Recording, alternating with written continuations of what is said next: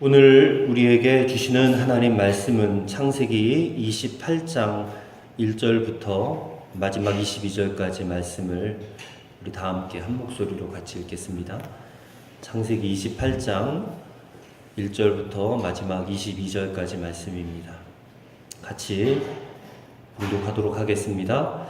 이삭이 야곱을 불러 그에게 축복하고 또 당부하여 이르되 너는 가나안 사람의 딸들 중에서 아내를 맞이하지 말고 일어나 밧단 아람으로 가서 내 외조부 부두엘의 집에 이르러 거기서 내 외삼촌 라반의 딸 중에서 아내를 맞이하라. 전능하신 하나님이 내게 복을 주시어 내가 생육하고 번성하게 하여 내가 여러 족속을 이루게 하시고 아브라함에게 허락하신 복을 내게 주시되 너와 함께 내 자손에게도 주사 하나님이 아브라함에게 주신 땅 곧 내가 거류하는 땅을 내가 차지하게 하시기를 원하노라. 이 이삭이 야곱을 보내매 그가 밧단 아람으로 가서 라반에게 이르렀으니 라반은 아람 사람 부두엘의 아들이요 야곱과 에서의 어머니 리브가의 오라비더라. 에서가 본즉 이삭이 야곱에게 축복하고 그를 밧단 아람으로 보내어 거기서 아내를 맞이하게 하였고 또 그에게 축복하고 명하기를 너는 가나안 사람의 딸들 중에서 아내를 맞이하지 말라 하였고 또 야곱이 부모의 명을 따라 밧단 아람으로 갔으며 에서가 또 본즉 가나안 사람의 딸들이 그의 아버지 이삭을 기쁘게 하지 못하는지라. 이에 에서가 이스마엘에게 가서 그 본처들 외에 아브라함의 아들 이스마엘의 딸이요 느바요의 누이인 마할랏을 아내로 맞이하였더라.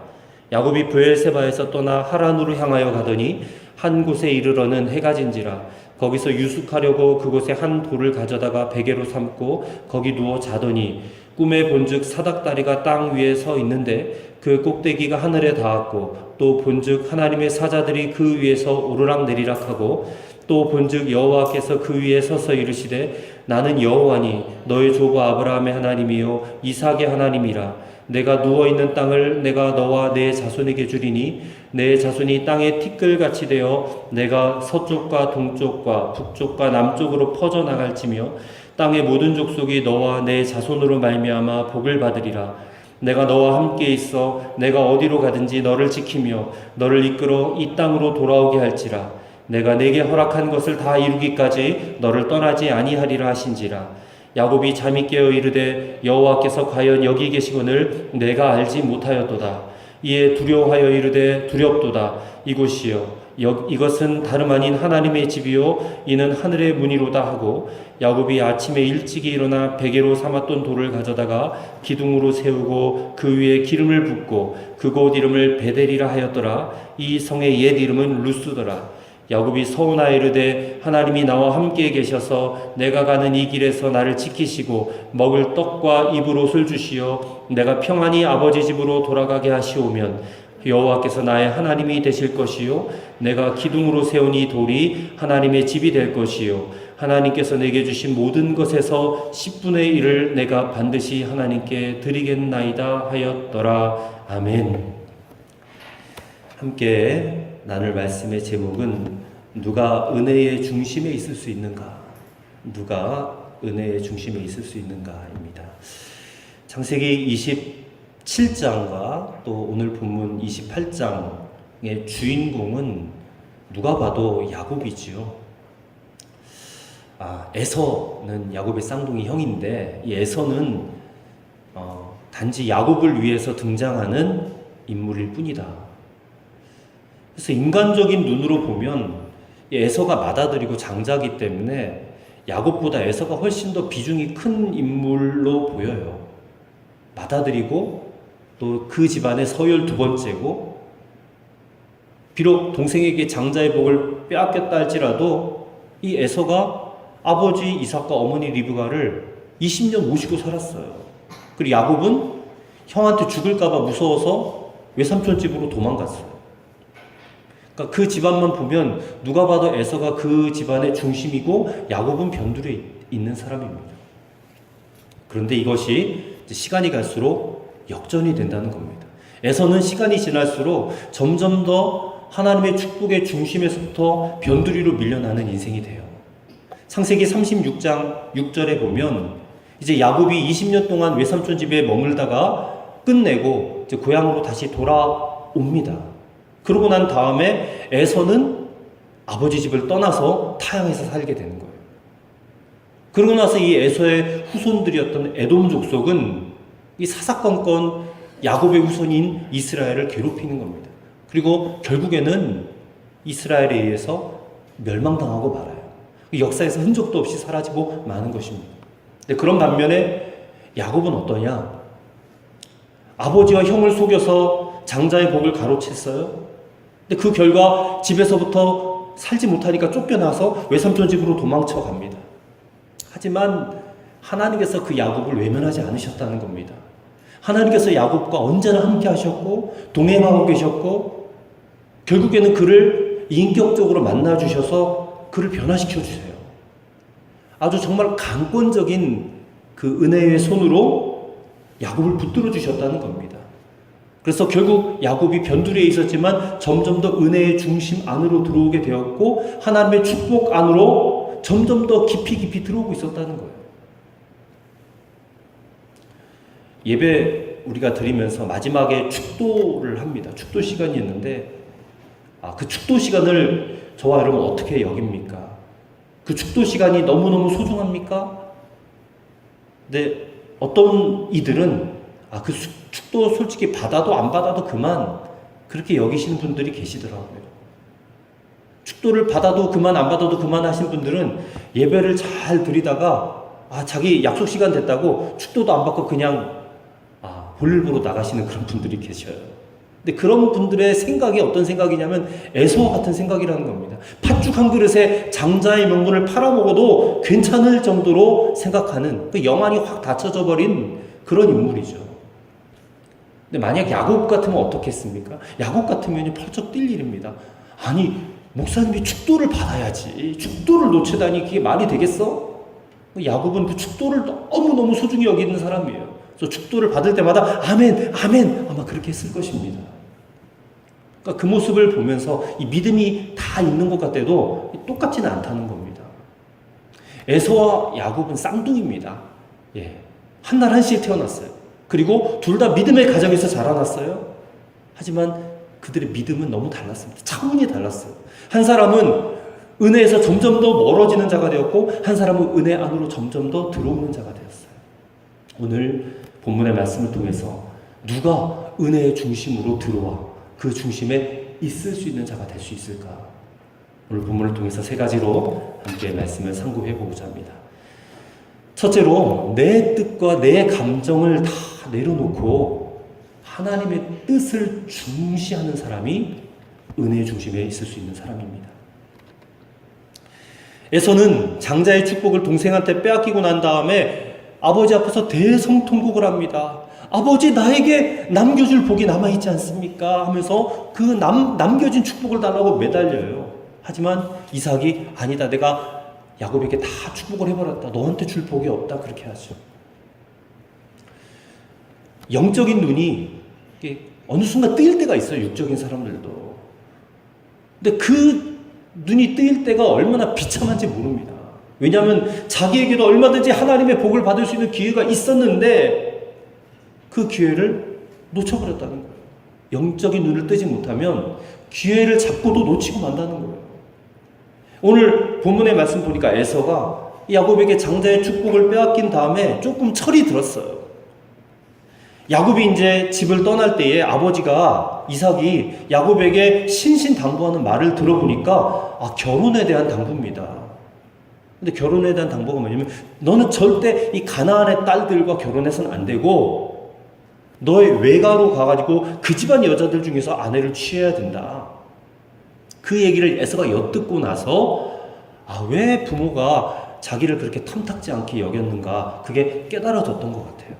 그래서 에서가 아주 위대한 결단을 합니다. 그게 뭐냐면 또 다시 장가를 드는 거예요. 또 다시 장가를 들어요. 그게 6절부터 9절까지 말씀에 나와 있어요. 근데 이 에서는 이미 가나안 땅의 여인 2명과 이미 결혼을 했었습니다.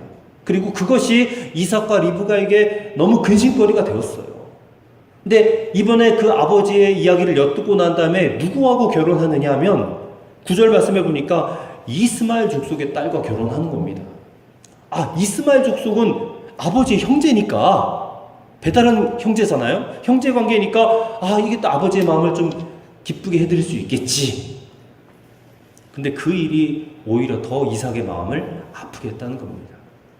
알다시피 이스마엘은 이삭을 괴롭히다가 이 하나님 명령으로 쫓겨난 인물이잖아요. 그러니까 어떻게 보면 아브라함의 그 믿음의 정통성을 상실하는 사람이라는 겁니다. 그 역시 이방인이에요, 이방인. 가나안 족속과 똑같다. 별반 다를 바 없는 그런 인물이에요. 그러니까 에서는 그 문제가 뭐냐면 여전히 그 마음속에 자기 뜻대로, 자기 마음대로 하려고 하는 그런 성질을 가지고 있는 그런 사람. 자기한테 문제가 있다고 느껴졌으면 아버지한테 가가지고 아버지, 저의 문제가 뭡니까? 알려주세요. 이제 저는 어떻게 해야 되겠습니까? 하고 아버지를 통해서 하나님의 뜻을 물었어야 합니다. 근데 그런 거 전혀 일절 없이 그냥 자기 뜻대로 밀고 나가. 이렇게 하면 아버지가 기뻐하겠지. 에서와 같은 성도들이 많아요. 그래서 자기 뜻대로 이렇게 하면 하나님이 기뻐하실 거야. 그래서 이렇게 하지만 결국 하나님의 은혜의 가장자리로 밀려나는 것을 보게 된다는 겁니다. 진정한 회개가 없었다는 거예요. 회개가. 장자의 복을 잃어버린 다음에 그는 어떤 결심을 합니까? 동생 야곱을 죽여버리겠다고 결심을 해요. 왜냐하면 동생이 내가 받을 복을 다 뺏어갔다는 거예요. 그게 에서 같은 사람들의 전형적인 모습입니다. 문제가 생기면 자기 탓은 안 하고 남 탓만 하는 거예요. 자기를 좀 돌아볼 줄 알아야 되는데 남이 나에게 이렇게 했기 때문에 내가 이런 손해를 받았다. 남 탓하는 사람. 그리고 감정적으로 자기 혈기로 반응하는 그런 겁니다. 창세기 3장에서 가인이 그랬잖아요. 가인이. 에서의 문제는 하나님과의 관계의 문제입니다. 이거는 야곱과의 문제가 아니에요.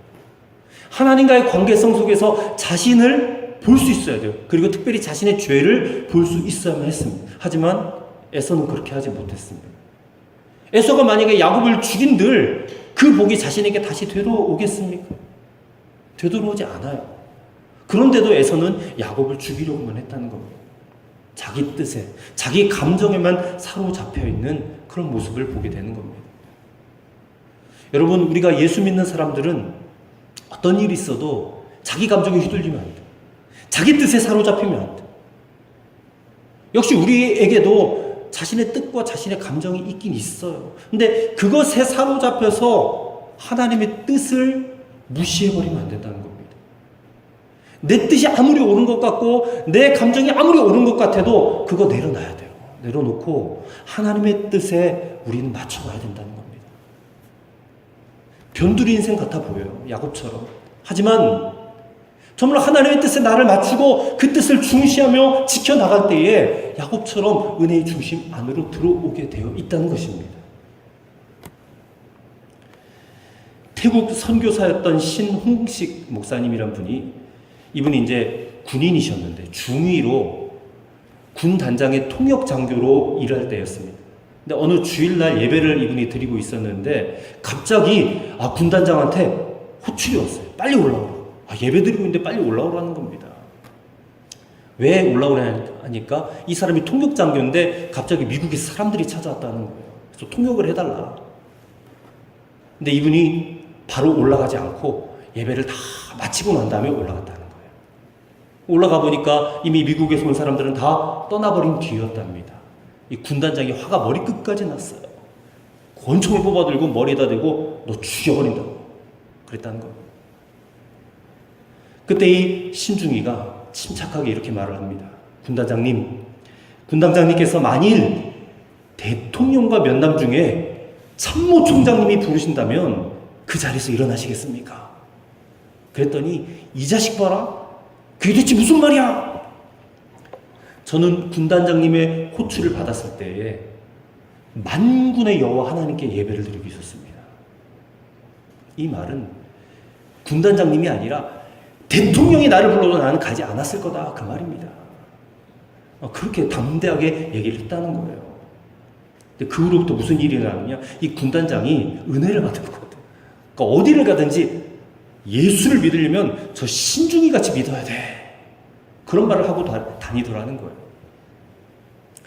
하나님의 은혜 받는 것을 너무너무 소중히 여겼던 그 신중의 믿음이 세상 사람들에게 인정받는 믿음이 된다. 우리가 살다 보면 자꾸만 하나님의 은혜 바깥으로 나가려고 하는 어떤 그런 어떤 충동을 받을 때가 있어요.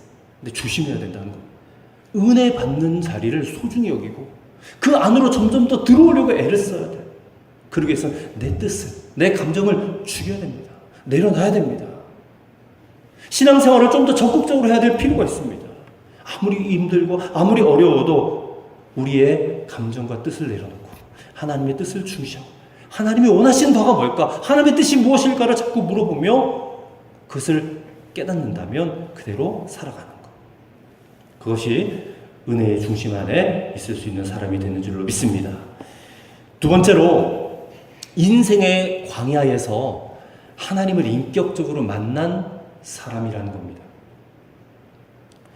이번엔 야곱을 보십시다. 야곱이 이제 집을 떠나서 밧단 아람이라고 하는 외삼촌 라반의 집을 향하여 가고 있었습니다. 그러다가 한 광야에 도착하게 돼요. 마침 해가 졌습니다. 해가 지니까 그 광야에서 들짐승이 나타날지도 모르고 얼마나 무섭겠습니까? 또 외롭기도 하고 또 날도 추웠을 겁니다. 덜덜 떨면서 잠을 청해야 했습니다. 그 광야에서 편편한 돌 하나 베개로 삼고 잠을 자려고 하는데 갑자기 하늘문이 확 열리면서 하나님의 보좌가 보이고 거기까지 올라가는 사닥다리가 또 보이는 거예요. 거기에 막 천사들이 오르락 내리락 하는 그런 너무나 놀라운 광경을 야곱이 본 겁니다. 근데 갑자기 하나님의 음성이 또 들려오는 거예요. 음성이 13절부터 15절까지의 말씀에 하나님이 자신을 소개하는 겁니다. 나는 여호와니 너의 조부 아브라함의 하나님이요 이삭의 하나님이라. 그러면서 이 야곱에게 약속을 주십니다. 네가 누워있는 그 땅을 내가 너와 내 자손에게 주리니 내 자손이 땅에 티끌같이 되어 내가 서쪽과 동쪽과 북쪽과 남쪽으로 퍼져 나갈지며 땅의 모든 족속이 너와 내 자손으로 말미암아 복을 받으리라. 그러면서 내가 언제나 너와 함께 있겠다라는 그런 약속도 주시는 거예요. 어디로 가든지 너를 지키며 너를 이끌어 이 땅으로 돌아오게 하겠다. 그 놀라운 장면을 경험하고 하나님의 음성을 야곱이 들은 겁니다. 그 광야에서 하나님을 인격적으로 만난 거죠. 사실 우리가 살면서 이 신앙 지키기가 가장 어려운 때가 광야 생활을 할 때입니다. 인생의 광야. 근데 우리가 명심해야 될 사실은 그 인생의 광야에서는 기도하기도 쉽지 않고 예배드리기도 쉽지 않고 믿음 고백하기도 어렵고 도무지 하나님은 나를 버리신 것 같고 나와 아무런 상관이 없는 것 같이 그렇게 내던져버린 그런 삶 같은 그런 광야가 사실은 하나님이 우리를 만나시려는 자리다라는 겁니다. 하나님이 우리를 만나시려는 자리. 김춘권 박사님이라는 분이 계십니다. Why Me?라는 책을 쓰셨는데요. 이분이 한국인 최초로 미국 정치학 박사가 되었어요. 교수 생활 4년 만에 최우수 교수상을 타셨고 알래스카의 최고의 유명 인사가 되었대요. 근데 그렇게 막 승승장구하고 모든 일이 다 잘 된 것 같은 그런 그때에 갑자기 이분이 병으로 쓰러집니다. 의사가 1년 안에 당신 죽는다 그랬어요. 그게 그의 나이 36살, 36세 때 일입니다. 죽어도 왜 죽어야 되는가? 그 이유나 좀 알고 죽자라는 마음으로 그 몸을 이끌고 1800m나 되는 산으로 올라갔다는 거예요. 그 산꼭대기에 올라가가지고 성경을 펴놓고 읽으면서 기도를 하는데 이 너무 통증이 심하고 추워서 견딜 수가 없었더래요. 그래서 마지막 힘을 다해서 하나님께 부르짖었습니다. 하나님! 도대체 왜 이래야 됩니까? 내가 하나님께 얼마나 큰 죄를 지었기에 이런 비참한 병을 얻어서 세상을 떠나야 되는 것입니까? 하나님, 제가 이렇게 죽으면 하나님께 영광이 안 됩니다. 저를 한 번만 살려주십시오. 이렇게 기도하는데 자기 입에서 말이 터져 나왔대요. 네가 죽는 것은 네 몸속에 있는 간이 나빠서 피를 깨끗하게 할 수 없기 때문이다. 그런데 네 영혼의 독소 때문에 너의 영혼이 죽는 것은 왜 모르느냐. 근데 바로 그 순간부터 이분이 자신의 죄가 생각이 나더래요. 그 죄가 막 떠오르는데 생각난 대로 막 적어보니까 52페이지나 되더라는 겁니다. 그렇게 더러울 수가 없더래요.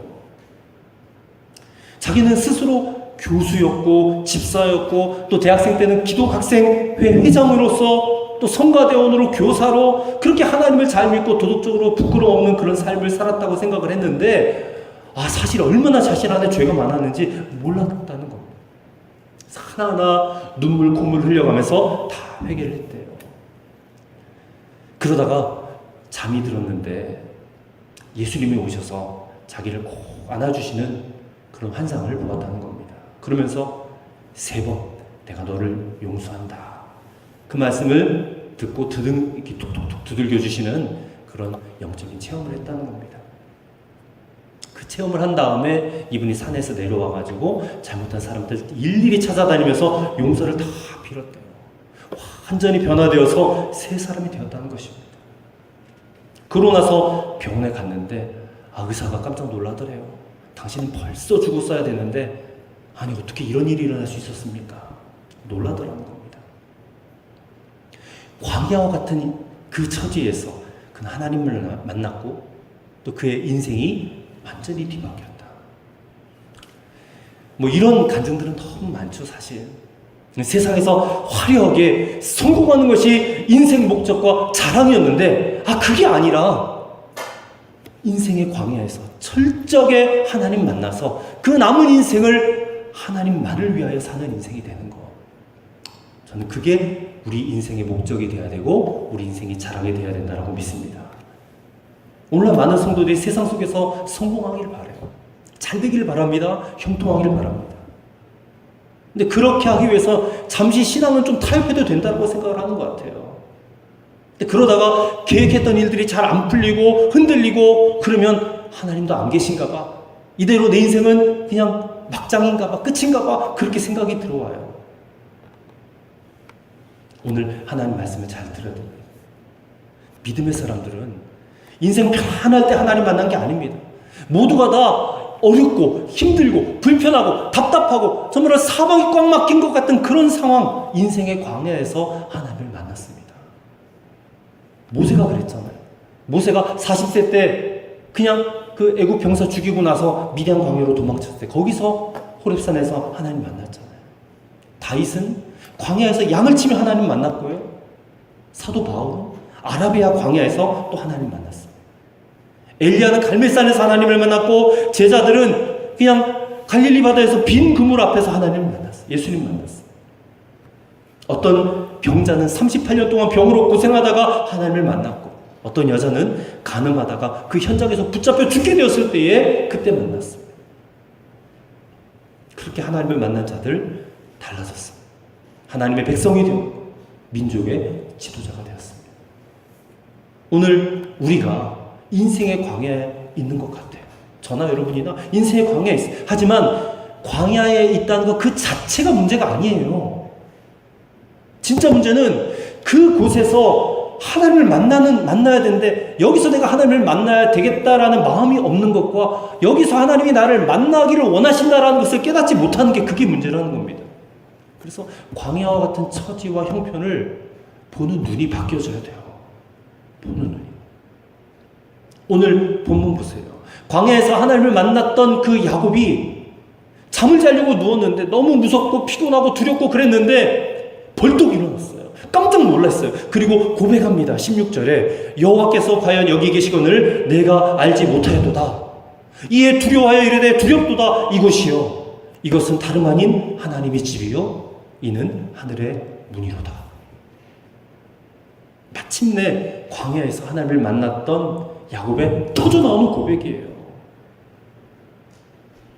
그러면 하나님께서는 이날 야곱을 처음 만나주신 것일까? 처음 만나주신 것일까요? 그렇지 않습니다. 하나님은 늘 야곱과 함께 하고 계셨어요. 늘. 야곱이 미처 그걸 몰랐을 따름입니다. 근데 왜 몰랐을까? 그동안은 야곱이 함께하고 계신 하나님에 대한 관심이 없었기 때문에 그래요. 관심이에요. 광야에서 두려움 속에 앞길은 막막하고 어떤 일이 펼쳐질지 모르는 그 상황 속에까지만 해도 야곱이 붙잡고 있었던 것, 바라고 있었던 것은 그저 장자권 하나였어요. 장자권. 왜 장자권을 탐냈습니까? 장자권은 다른 형제들보다 2배, 3배의 유산을 물려받을 수 있으니까 결국은 돈입니다. 돈. 야곱이 관심이 있었던 것은 하나님보다는 여전히 돈의 축복에 관심이 있었어요. 돈. 그 복 얻으려고 거짓말도 하고 잔꾀도 부리고 수수도 쓰던 사람이 바로 야곱이에요. 오늘 우리의 관심이 어디 있는가? 하나님께 있는가? 하나님을 통하여 얻고 싶은 그 무엇에 있는 건 아닌가 혹시? 하나님을 통해서 성공하고 싶고 하나님을 통해서 돈도 많이 벌고 싶고 거기에 있는 건 아닌가? 오늘 사랑하는 성도 여러분, 성도에게 있어서 광야는 축복의 자리예요. 하나님을 만나는 곳이기 때문에 우리는 그 무엇보다 하나님을 만나야 됩니다. 하나님 자체를 만나야 돼요. 하나님을 인격적으로 만나야 돼요. 오늘 우리의 삶이 광야와 같을 수 있어요. 그곳이 은혜의 중심이라고 믿으시기 바랍니다. 그곳에서 우리는 우리의 무릎을 꿇어야 됩니다.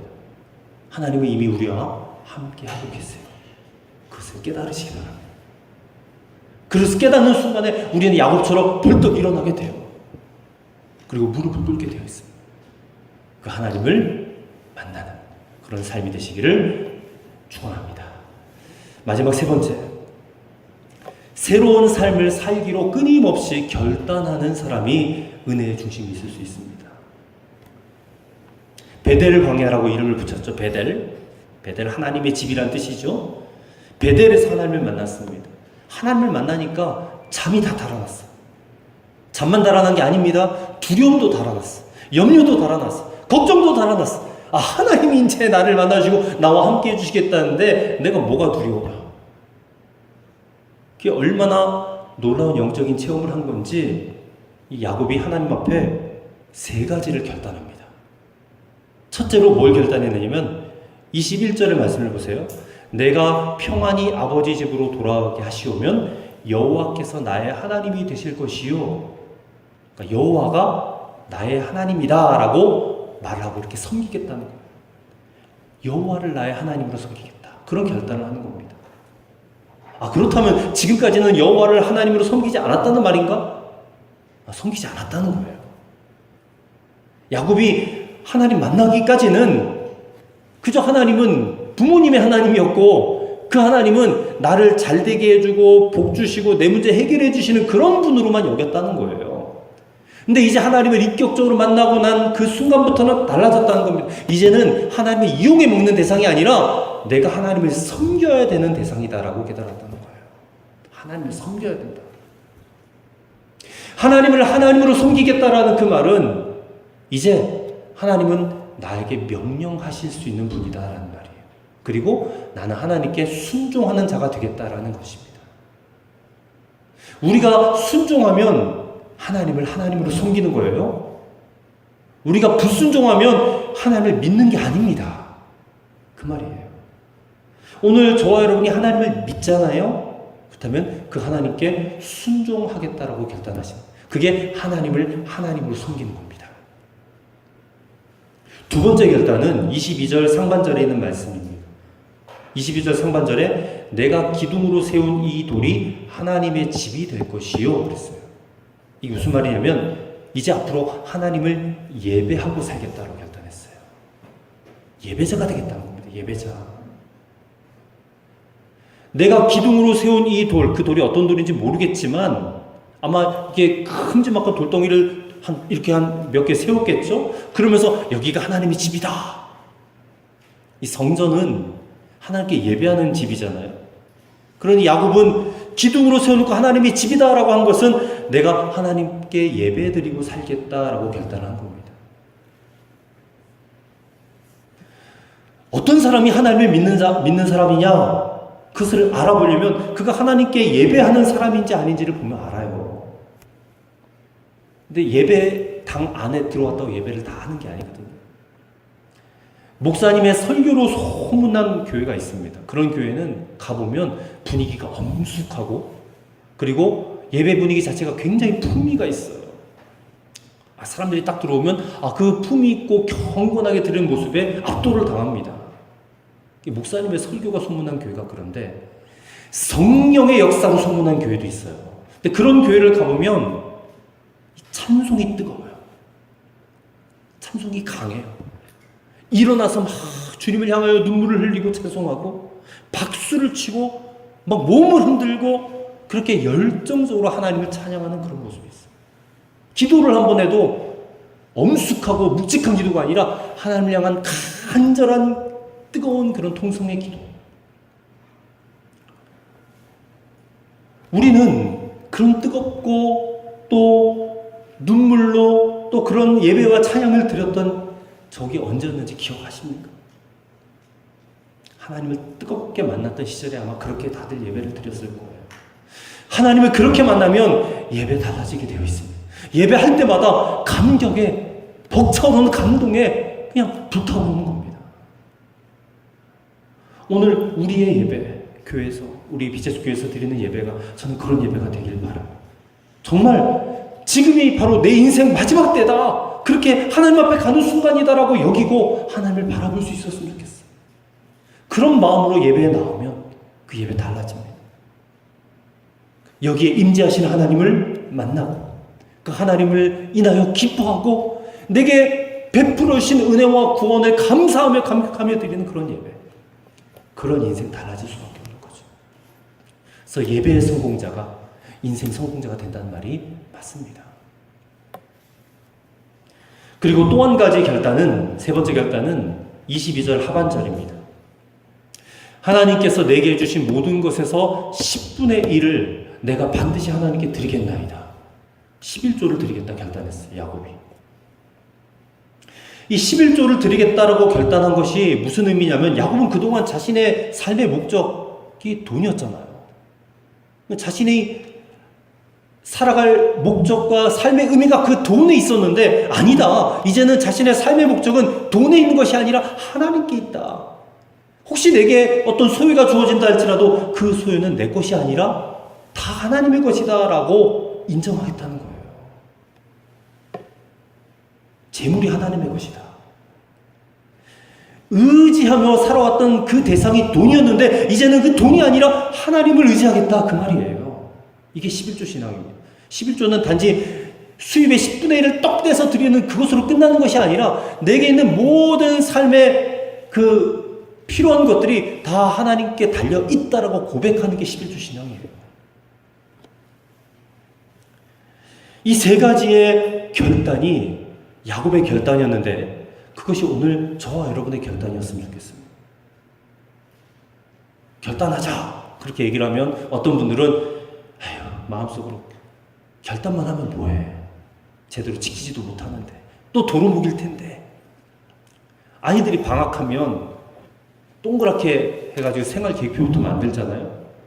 생활계획표 만들었는데 하루도 지키는 걸 제대로 못 봤어요. 아예 이거는 이제는 만들지도 않더라고. 지키지도 못할 거 뭐하러 만드냐.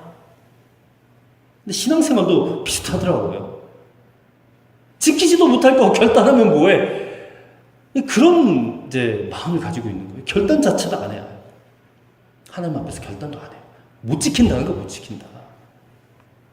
아, 그럼 결단이 쓸모없고 결단 필요 없다 그 말일까요? 여러분 아닙니다. 그래도 결단이 중요해요. 지키지도 못하겠지만 다시 넘어지고 도루묵이 될 수도 있지만 그래도 결단은 중요하고 소중한 겁니다. 야곱의 결단이요, 사실 가만히 보면요 굉장히 한심한 결단입니다. 이 결단을 해도요 조건을 달아요. 조건.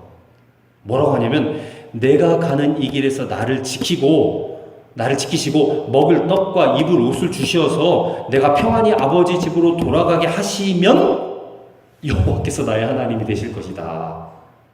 조건을 걸어서 조건을.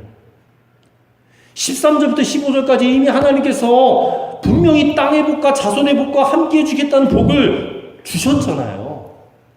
근데 야곱은 만일 하나님께서 나와 함께 하시면 이라는 전제를 달아요.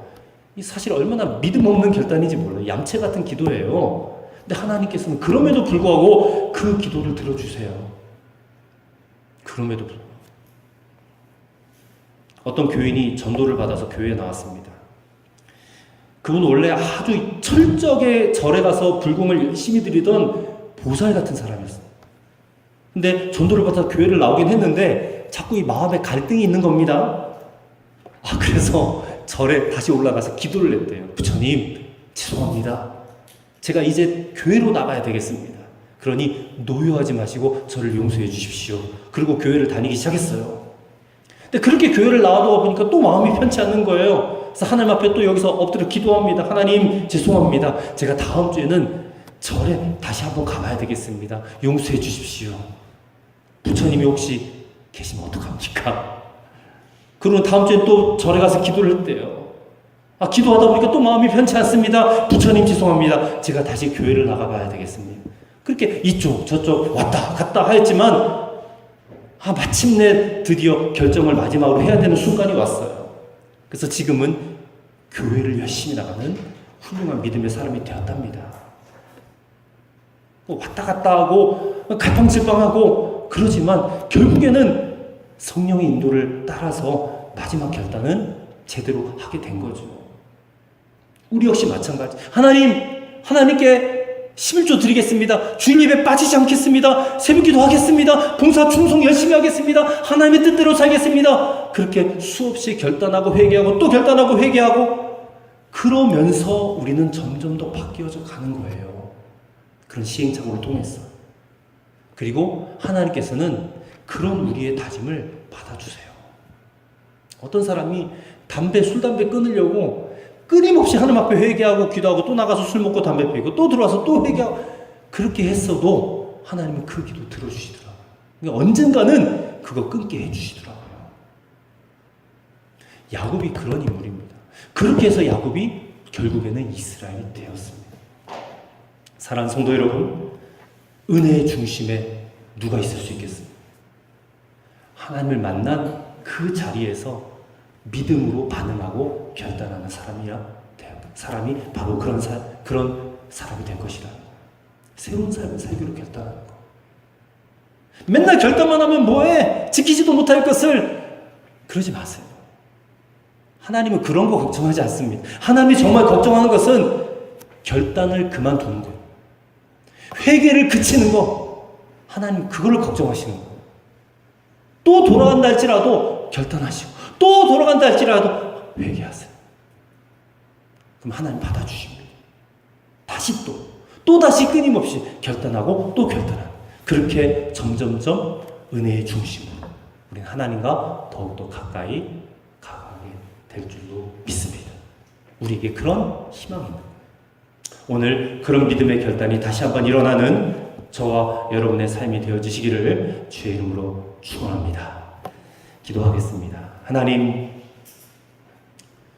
우리가 은혜의 중심에 항상 머물러 있기를 소망합니다. 내 뜻과 내 감정보다 하나님의 뜻에 집중하기 원하고 인생의 광야 살아가고 있는 저희들에게 찾아오신 그 하나님을 인격적으로 만나기 원하고 결단하기를 끊임없이 멈추지 않고 비록 연약하여 넘어지고 다시 돌아간다 할지라도 오늘 다시 이 말씀 듣고 새로운 삶을 살기로 결단함으로 그 하나님 은혜에 날마다 머물기를 원하는 그런 성도가 되기 원합니다. 주여 우리를 굽어 살펴 주시옵소서. 예수님의 이름으로 기도하옵나이다. 아멘.